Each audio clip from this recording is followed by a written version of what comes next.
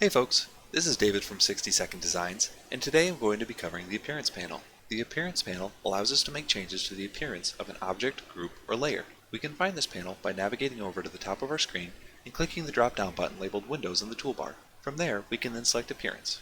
Alright, so now with our Appearance panel open, we can select an object on our canvas in order to view the stroke and fill settings currently applied to that shape. Clicking into the first panel row will highlight the stroke options. These include buttons to view and change the opacity settings, stroke color, or stroke width. Clicking into the second panel row will highlight the fill options.